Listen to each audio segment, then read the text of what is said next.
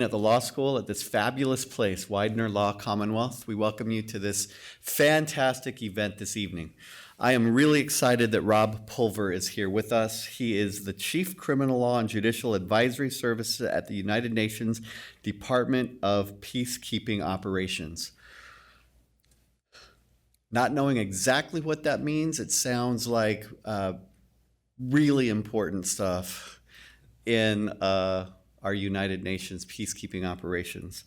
I'm really excited that Rob is here tonight to talk about Justice for Congo. And I'm also really excited about the fact that Christian Johnson, former dean of the law school, and Rob have a relationship that allowed us to entice Rob to come and speak to us this evening. So I'm very delighted to turn the mic over to Christian Johnson, who will invite our special guest, Rob Pulver, who will introduce him. And thank you all so much for coming, and we look forward to an exciting event tonight. So, Christian. Great, thank you.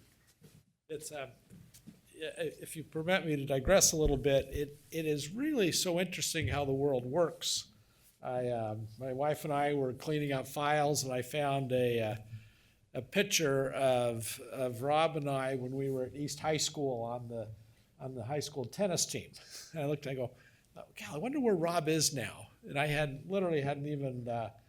seen Rob since 1979. And with the wonder of the internet, I located Rob in the United Nations. I thought, wow, he's very important. We need to have him come down and talk to us here at the law school. I thought, what a terrific opportunity. I thought I could persuade him to take the train down, and we're really grateful that he's taken time out to come over and talk to us about some really interesting things that he's working on and things that are going on. Just in way of a biography, his bio, he directs the work of the United Nations Department of Peacekeeping at the Criminal Law and Judicial Advisory Service, and he'll explain a little bit about what that means and how that works. He advises senior UN leadership on the rule of law issues and pursues policy advocacy with UN member states. Mr. Pulver also supervises the development of policy, guidance, lessons learned, and training materials. And this is really interesting. Finally, he oversees the work of UN rule of law programs with over 500 personnel throughout the globe, including in Afghanistan, Central African Republic, Ivory Coast, Darfur, Democratic Republic of the Congo, Haiti, and Liberia, Mali, and South Sudan. And we were talking as we walked over, a lot of focus on Africa. And I said, why is that? And he says, well, that's where a lot of the really big problems are going on right now, and we don't see that as much as we probably should in our press. But I'll go ahead and turn the time over to Rob. So please join me.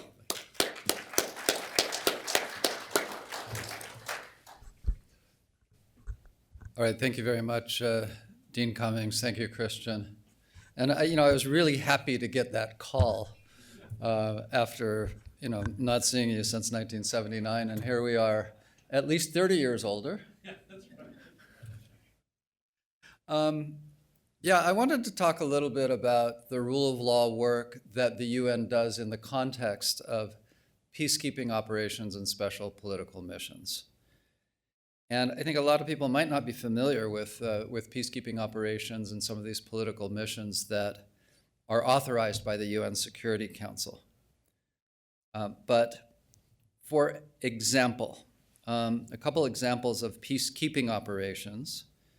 There is the UN Multidimensional Integrated Stabilization Mission in the Central African Republic, which was launched in 2014.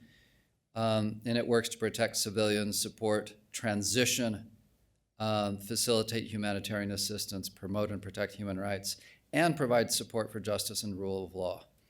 And it's operating in a context of interethnic conflict there and trying to bring about peace and stabilize the situation.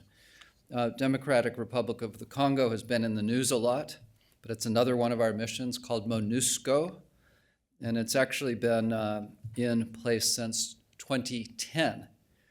And it has largely been supporting the government of the Congo to address the problem of illegal armed groups in the east of the country. You may have heard in the news about the incursion of the M23 military group having taken over large swaths of the east of the country. And that group is known to be supported by neighboring Rwanda. So I've had people deployed in those places that have been overrun. Everyone's safe on our team, but not everyone from the Congolese. We have a mission in South Sudan, peacekeeping operation in South Sudan. There's also, for example, the UN mission in Kosovo, which has been in place since 1999. I had the pleasure to serve as the deputy head of that mission.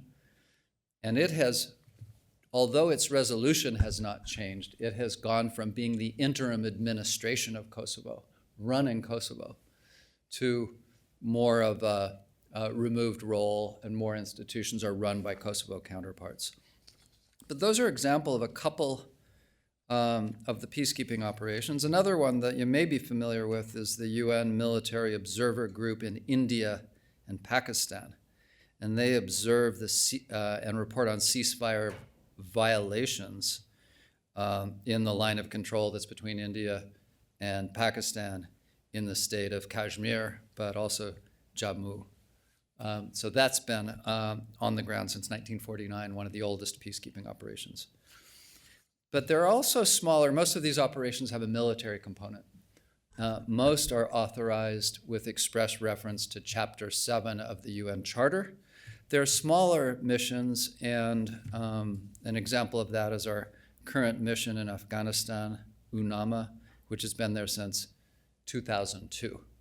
So they've stayed there through the transition, through the takeover by the Taliban, and they're trying to assist the people of Afghanistan to lay a foundation for sustainable peace and development.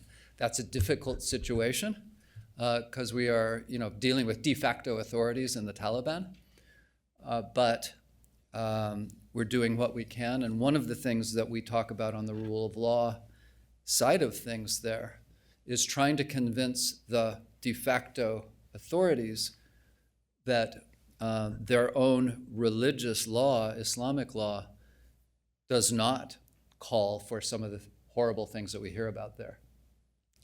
So I have an Islamic law expert working on my team, and he tells how the Holy Quran supports women, holds up women. And many of the violations that we hear about in Afghanistan really come from tribal practices and not from Sharia in its pure form. But it's a difficult point to sell to the Taliban. So there's also a UN assistance mission in Iraq, Libya. You may have heard of the UN verification mission in Colombia. So I'm trying to bring in some settings outside of Africa as well. But the UN mission in Colombia verifies the implementation of the final peace agreement. And it focuses also on the reintegration of former FARC members and the implementation of security guarantees. And then maybe the last special political mission that I'll mention is the one in Haiti right now that's struggling with a horrible problem of armed groups taking over 80% of the capital and much of the country. And it's just getting worse. And that's a mission that it's a special political mission, no longer has a military component, no longer has active formed police units. So we're there more in an advisory capacity and offering political good offices to try to get things like elections to happen, resolve disputes, et cetera. But without the military with us, it's been easy for armed gangs to simply just take over. And then there are a number of, authorized by the Security Council, also regional offices or special envoys for different issues in different regions. But these are all authorized by the UN Security Council. And as you know, the Council has 15 members. It has 5 permanent members, and these 5 permanent members have veto power over substantive resolutions of the Council. So that's China, France, Russia, the UK, and the US. And then on a rotating basis, you have 10 non-permanent members of the council. And they are brought in under different regional groupings. So there are 3 that are from Africa. And they're currently Algeria, Sierra Leone, and Somalia.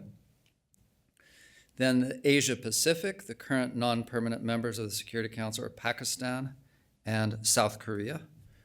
There's 1 member that is from the Eastern Europe regional group, which is currently Slovenia. Latin America and the Caribbean has 2 members, Guyana and Panama. And then the group we call the WEOG group, which is Western Europe and others. Others would include the US, Canada, et cetera, more of a Western grouping. Currently, that's filled by Denmark and Greece, and they each have a 2-year term on the council. So it's these members who decide upon the mandate of security, mandate of peace operations, both special political missions as well as the peacekeeping operations have a military element. And right now, the Security Council has asked the UN Secretary General to provide options for UN engagement in Haiti, given this ongoing gang crisis. And so the SG, the Secretary General, will be sending a letter to the Security Council outlining what some of those options are for a more robust and enhanced approach. It's gotten very bad. It's on, near the southern edge of this country. And, we're hoping for strong U.S. support, because when you don't have that, the country falls apart. You start getting more and more immigrant flows into the country, et cetera. So it's in everyone's best interest to have strong and stable neighbors such as Haiti and strong rule of law institutions. Now, when the UN is deploying, or the Security Council is deploying these operations, we think of them as primarily military and security apparatus. But we've reached the point where we realize that's not enough. You can't just deploy a military, you can't deploy police, you can't work on police reform.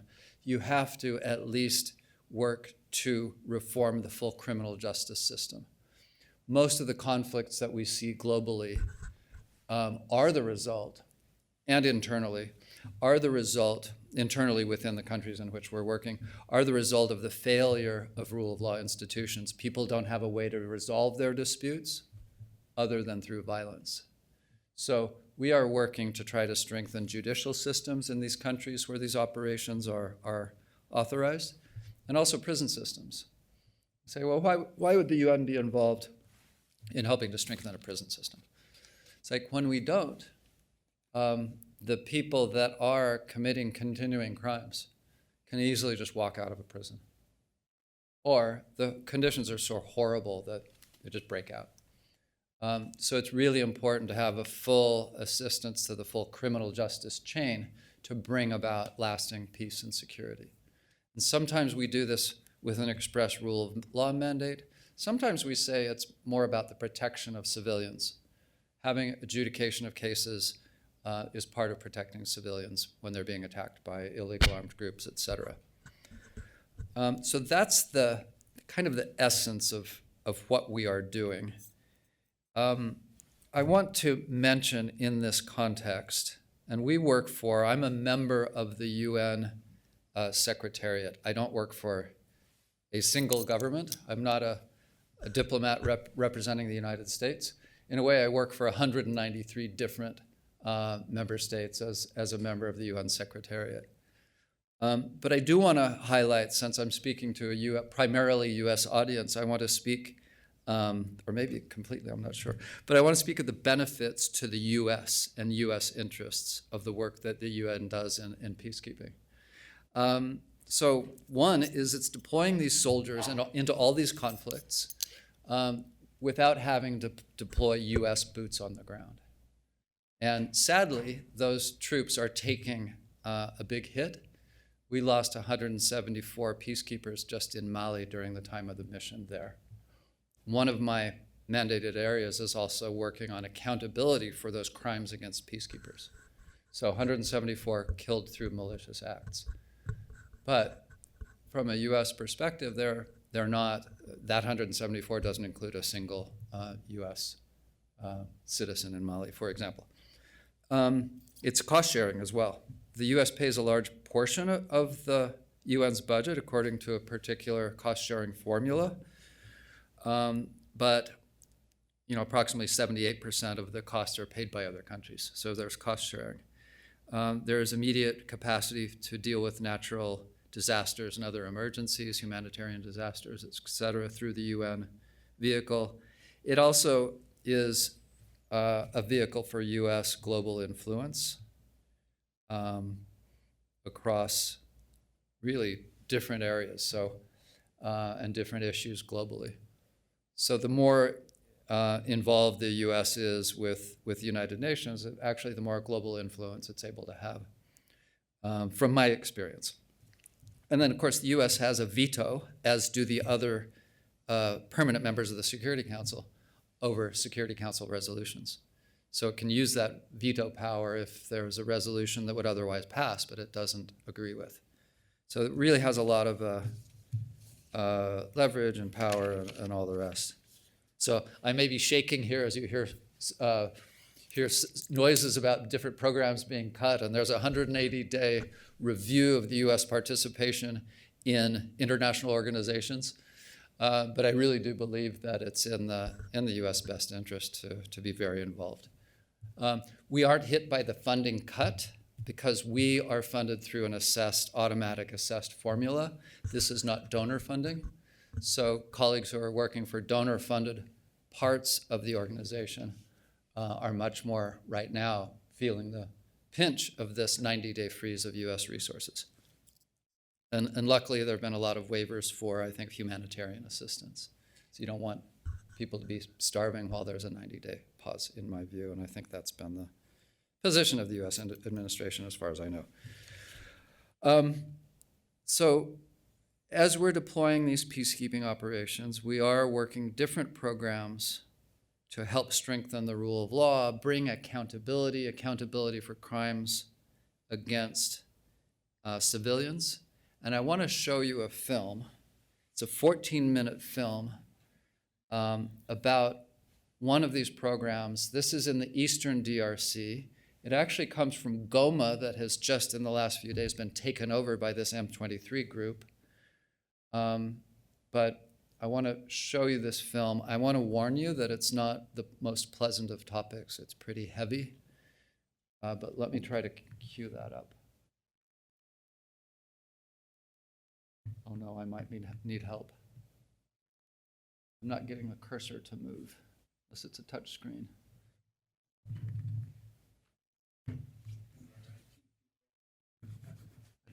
I'm not sure. That's not going to work. It's in here. Okay. Aha. There we go. Now I've moved the image, but there we go.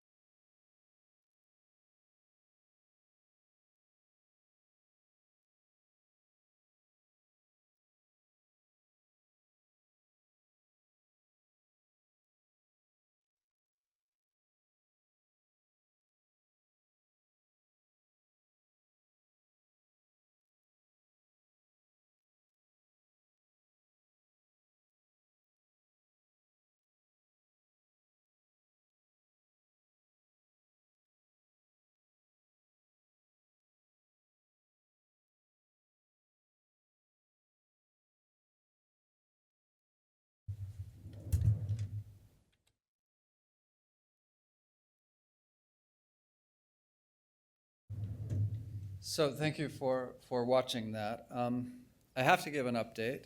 As I mentioned, the incursion of the M23 into eastern DRC, this took place in Goma, and it was about 10 days ago that the M23 swept in and took over Goma. They're now in control of that territory. They've swept even further into South Kivu, into Bukavu. 3 months ago, I asked one of my colleagues, I said, by the way, where is Sheikha now that he has been convicted? And the answer was Goma prison.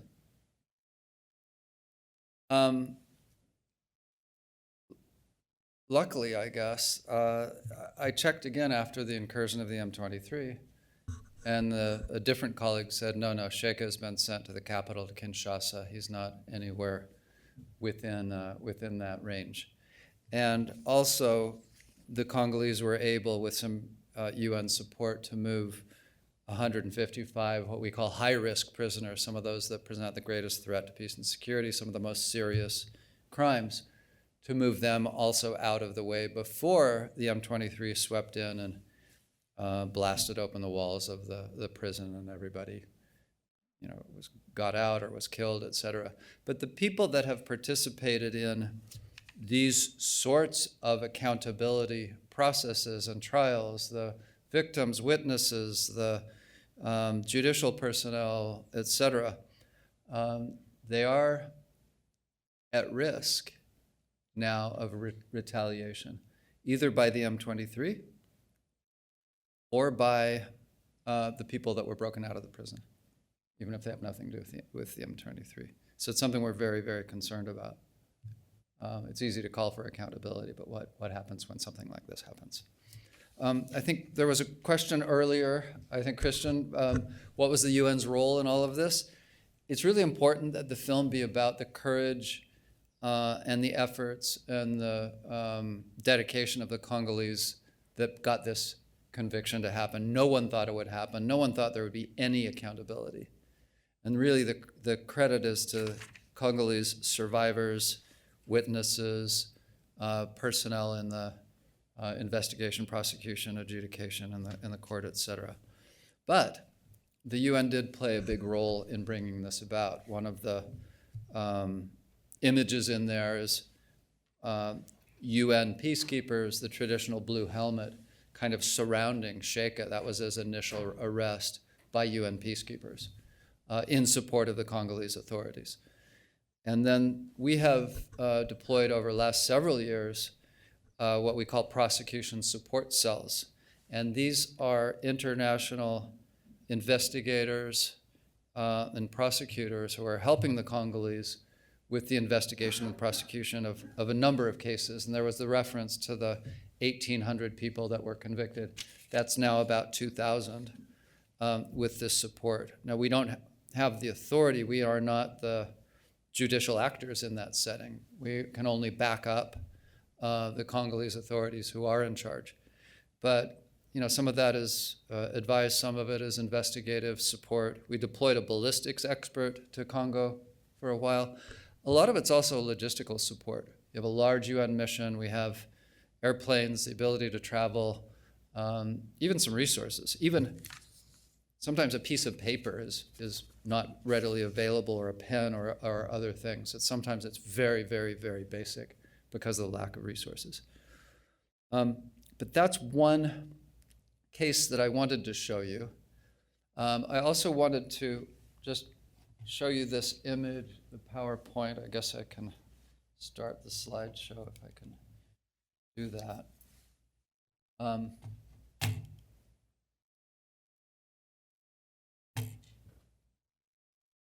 So this is just a map. Further to Christian's question, here's a map of where the UN peacekeeping operations are. Most of the ones that have a rule of law component, they tend to be centered more in Africa.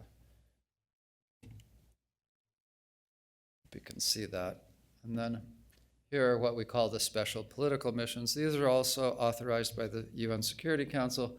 They don't have a military component. So you see Haiti, which used to be a peacekeeping operation, but now is not.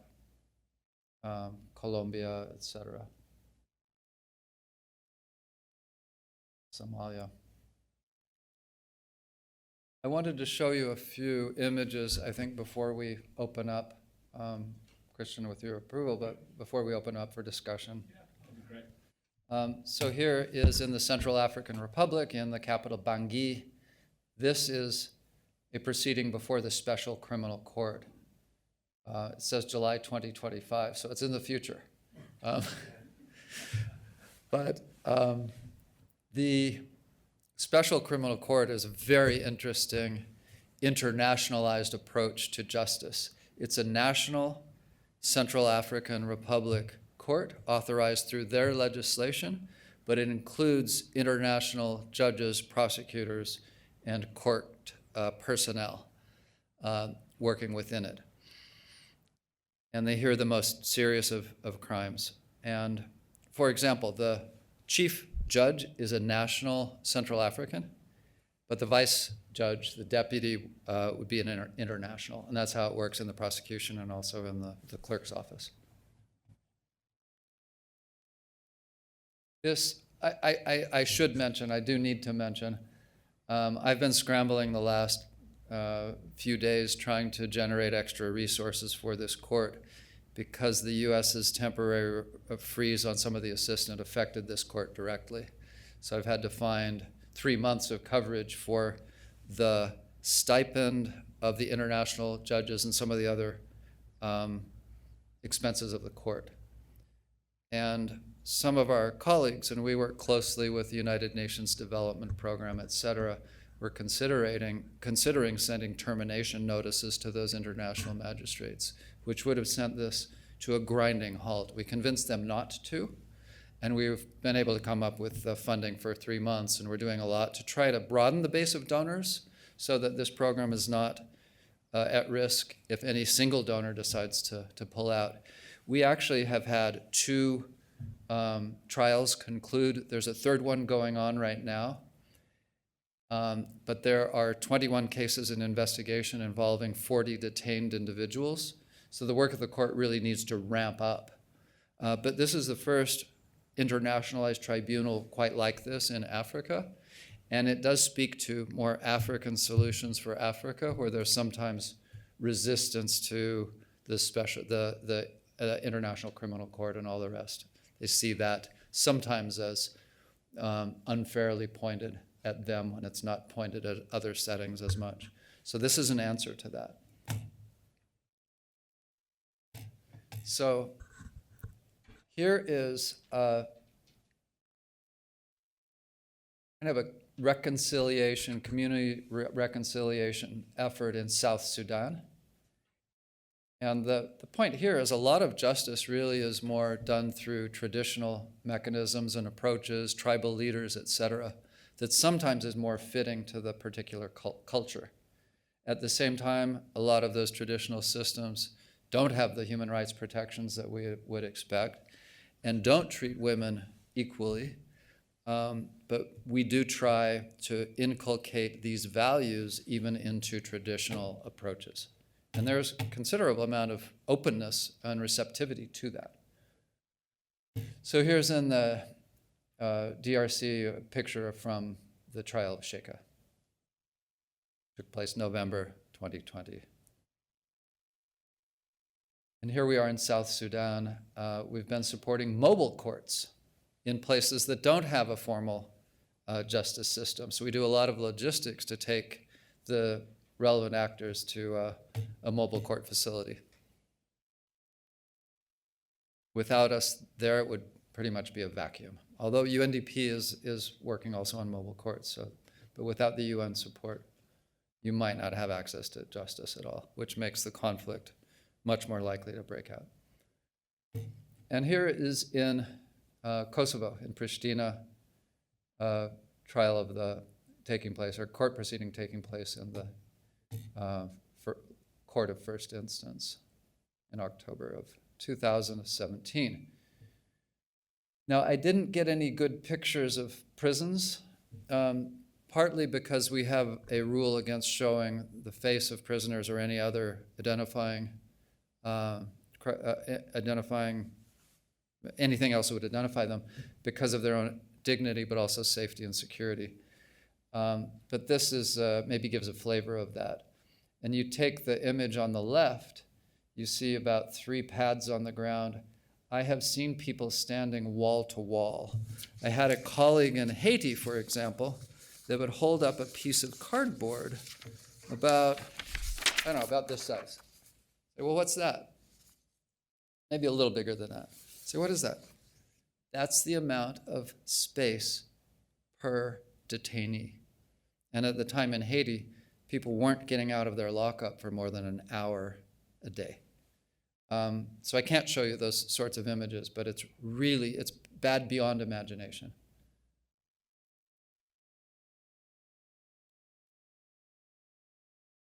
So this is from South Sudan, very recently. Just it says 2 days ago. Central African Republic, training of female prison staff. Very important to have women that are in and running prisons, especially the prisons that have female detainees. And here we have Liberia. We no longer have a peacekeeping operation or special political mission, for that matter, in Liberia.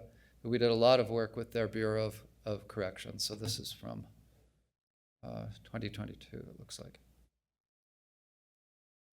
Then here we are in Sudan, rural court judges and doing training of those judges. You see a lot of pride when people are coming to these trainings and are able to take a principled approach to the law. You see a lot of professional pride coming out. And here is in Abyei, in the disputed area between Sudan and South Sudan, a holding facility, detention facility that is run by the communities there. Looks pretty horrible. I've seen worse where you have just a swarm of people in that same space. And here we are in Haiti.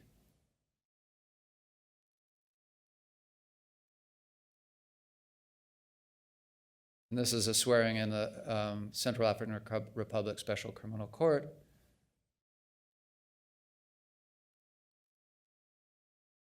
And here's an open air court. This is a really interesting thing to see where you have a formal justice system, but it's taking place out in the open under a palm tree or something like that.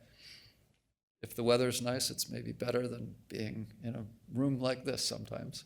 Although this is a beautiful room, as I was saying when I came in. And here again is a mobile court. Notice the chains around the defendant's legs. We don't put those chains on. We don't have control over how the people are treated necessarily. We give advice. We had a little discussion before this about, well, what's the biggest challenge? The biggest challenge is the political obstacle to getting any change.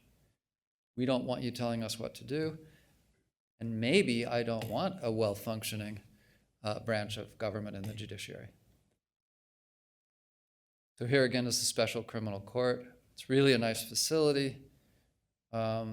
Look at just the statement that those big windows make, that the public is able to come in and see. That's not what it looks like in most of the settings we're working in. So this had and still has this huge amount of international support. Again, a mobile court. Driving around with UN vehicles sometimes, places that would have no access to justice. So here's the inaugural ceremony of the detention facility in Mali. And we no longer have a peacekeeping operation in Mali. We're trying to push Mali to take more steps on accountability for the peacekeepers that have lost their lives there, that were deployed to bring and support peace in that country. And Mali is very positively oriented towards that, but the resources aren't always in place. If you haven't done the investigation very quickly after the incident, some people can't be investigated, and sometimes they're just armed groups that there's no control over anyway.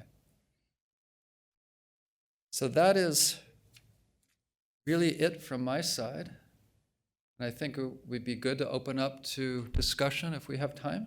Yeah, we've got 5 or 10 minutes. Do you have questions for?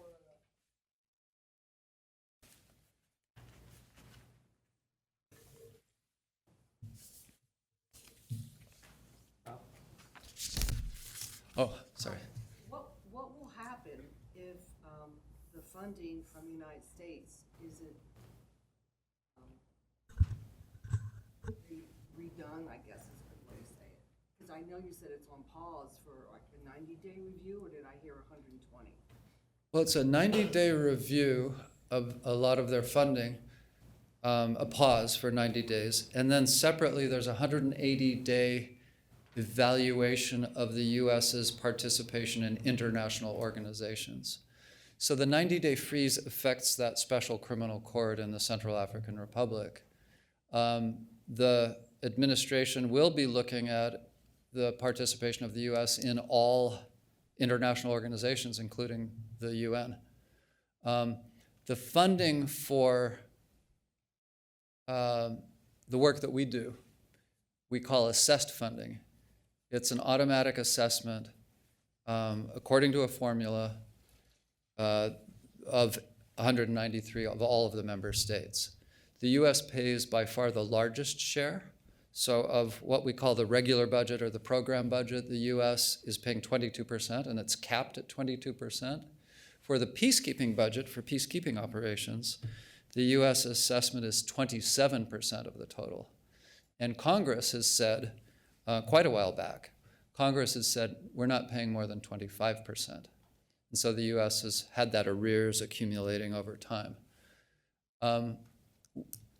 We did hear when the U.S. recently pulled out of the Human Rights Council that the president said that the UN peacekeeping has a lot of potential.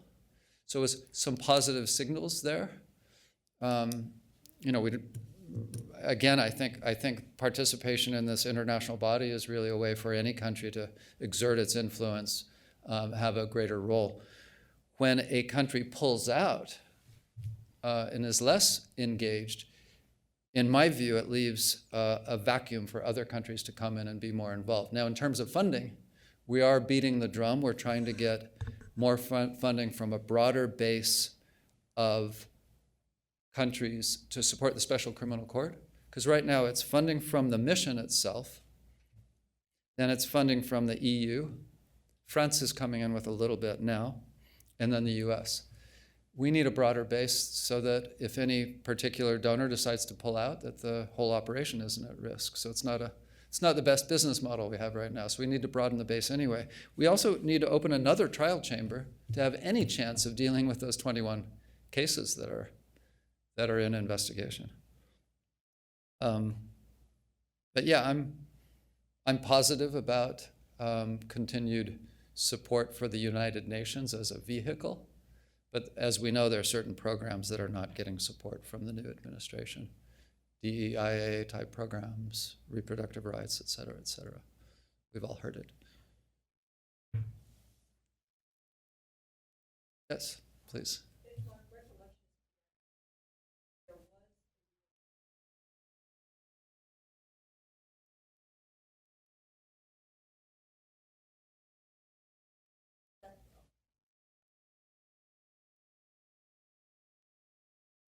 Yeah, so for a long time, Haiti said we don't want another peacekeeping operation. And then things got worse. And they got to the point where they said, please help us. The Security Council decided to authorize this Kenyan-led force instead of UN peacekeeping. And I don't want to misspeak, but sometimes I think if the UN doesn't do a great job, find someone else to do it worse for more money was the formula. And it has not gone well. They haven't had deployment of enough personnel.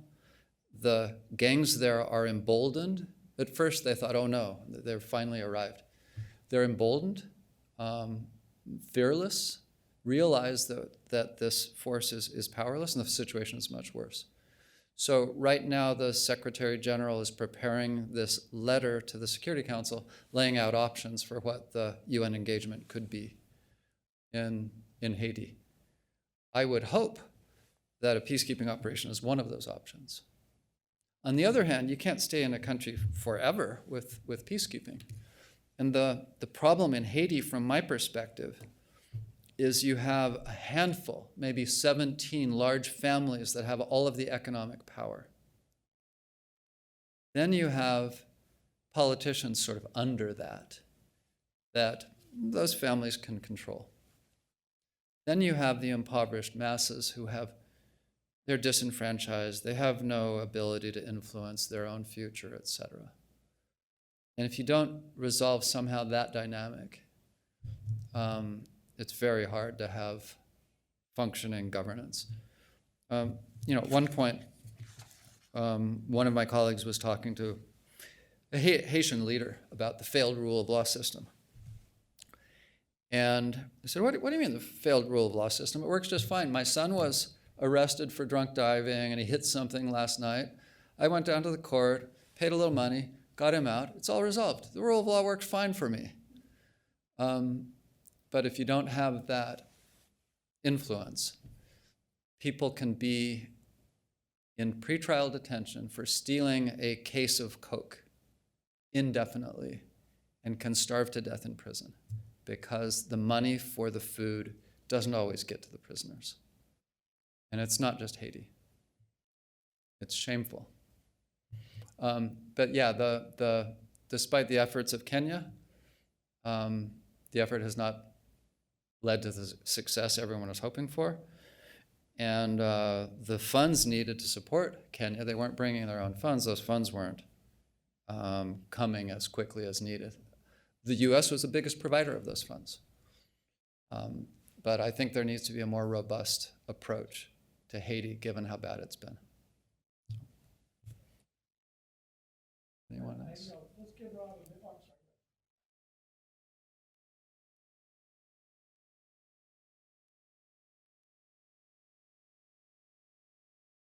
Country, it has to be approved by the Security Council.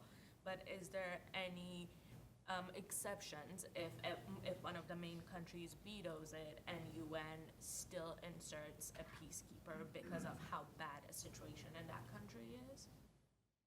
Yeah, I mean, it's a good question. Peacekeeping works best when it's consensual, the parties agree to it happening. If there is a veto by a particular country, in theory, the General Assembly can do something. They have the power to establish a mission. But I think, we'll look to international law experts to answer this, but I think the resolutions of the General Assembly would be more of a advisory nature or more in the form of a recommendation. And then I think politically, it's unlikely that there would be such an operation launched if you didn't have the full Security Council behind it.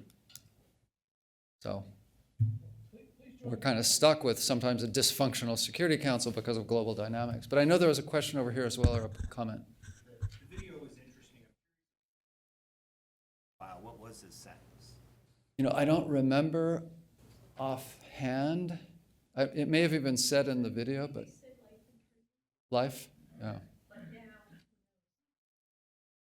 One of our challenges has been the UN doesn't support death sentences, but some of the countries in which we work do have it.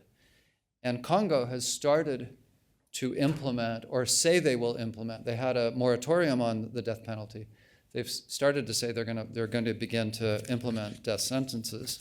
And then that leaves us with the principle that we are not supposed to be involved in processes that could lead to the death sentence. And so we're left, what do? We want accountability. And many countries around the world have the death penalty. So, thanks. Join me in thanking Rob.